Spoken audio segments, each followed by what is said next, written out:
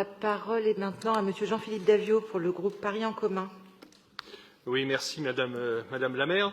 Alors c'est une délibération assez technique mais intéressante et utile puisqu'elle concerne la réalisation, l'extension, la rénovation, comme cela vient d'être abordé là, d'équipements publics de la ville de Paris. Équipements publics, donc services publics pour les Parisiennes et les Parisiens. Alors, quelques précisions sur ces opérations. Tout d'abord, rappeler qu'elles sont conduites en pleine cohérence avec les priorités de la ville en matière d'amélioration et de rééquilibrage territorial des services publics, de sobriété et de qualité d'usage, de végétalisation et de biodiversité, d'économie circulaire et de réemploi, de réduction des émissions de gaz à effet de serre et d'économie d'énergie. Et elles s'inscrivent, ces opérations, bien évidemment, dans les différents plans initiés par la ville, comme le plan climat et énergie ou, sur un autre plan, le plan accessibilité.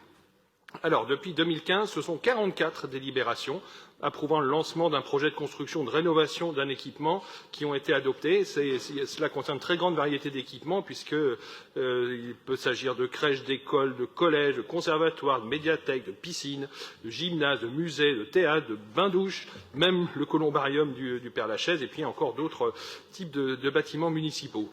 Ces opérations se caractérisent aussi par le choix des méthodes constructives avec des matériaux biosourcés, géosourcés, innovants, parce que oui, effectivement, le respect de l'environnement, c'est important, ou encore issus de réemploi, ou encore, même, dans quelques cas particuliers, des techniques très innovantes, comme la récupération de la chaleur des eaux usées, qui a pu être mise en œuvre à la mairie du 11e, ainsi dans un établissement scolaire tout proche. Ces choix permettent ainsi d'engager la transformation écologique des bâtiments municipaux et de répondre à l'ambition de la ville en matière de transition écologique du bâti.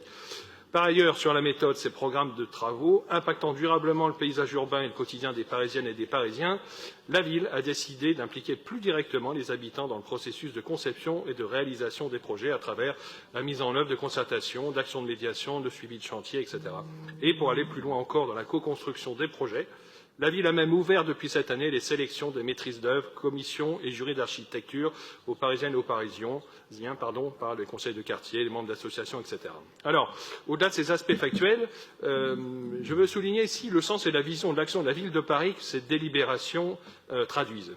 Pour nous, le rôle d'une collectivité est d'investir pour aujourd'hui et pour l'avenir. Le rôle d'une collectivité est de se doter d'équipements publics accessibles pour tous, parce que c'est la condition de l'effectivité d'un service public de proximité et efficace qui s'inscrit pleinement dans la ville du quart d'heure. D'ailleurs, le débat que nous avons eu sur le PADD hier a permis de rappeler, sur tous les bancs de cet hémicycle, il me semble, la nécessité pour la ville d'assurer la présence et la bonne répartition des services publics sur l'ensemble du territoire parisien. Et il est particulièrement intéressant que nous ayons un débat de cette délibération dans la séance même où nous avons également eu le débat sur les orientations budgétaires. On ne peut pas séparer les deux. Un certain nombre de nos collègues de l'opposition ne savent que se caricaturer eux-mêmes sur la forme, comme nous le voyons encore depuis hier, et sur le fond, en rabâchant à l'envi que la ville est inconsidérément dispendieuse et que la faillite approche, en pleine contradiction d'ailleurs avec les avis des agences de notation. Mais on ne peut pas réclamer plus de services publics et une meilleure répartition des équipements et contester en même temps les choix budgétaires qui permettent précisément d'atteindre ces objectifs. En somme, vous contestez ici dans l'hémicycle le choix d'investissement que vous demandez devant vos électeurs dans vos arrondissements. Comme l'a brillamment montré notre collègue Jean-François Martin ce matin même, la contradiction permanente de la droite finit quand même par devenir très grossière, pour ne pas dire une tartufferie. Chers collègues, la ville est exactement dans son rôle en empruntant, notamment afin de se doter des équipements publics nécessaires. C'est de l'endettement responsable, car il s'agit d'investissements utiles maintenant et pour l'avenir des Parisiennes et des Parisiens. Alors, peut-être que votre modèle d'une collectivité vertueuse est la région Île-de-France, présidée par Madame Pécresse, qui, exactement sur la même période que celle concernée par cette délibération, donc 2015-2021, je vous demande d'écouter les chiffres que je vais vous transmettre, a sous-investi au point de rendre par anticipation 100 millions d'euros de prêts, 100 millions d'euros de prêts rendus par anticipation, et de ne pas consommer 1 milliard d'euros de crédit sur cette même période. Voilà ce que c'est que sans doute une région bien gérée. Eh bien nous considérons que c'est exactement l'illustration d'une collectivité qui faillit à son devoir. Et cela ne sera jamais notre vision de l'action de notre collectivité, car la bonne gestion, ce n'est pas l'inaction. C'est pourquoi nous préparons d'ores et déjà la suite des investissements nécessaires pour les prochaines années.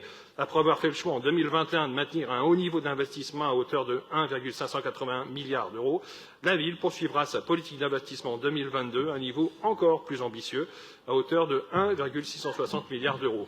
Nous faisons ce choix sur la base d'un financement soutenable et maîtrisé, chers collègues de l'opposition, malgré les effets de la crise sanitaire sur les finances municipales. Je vous rappelle d'ailleurs le coût de la crise sanitaire pour la collectivité parisienne, entre 1 et 1,2 milliard d'euros.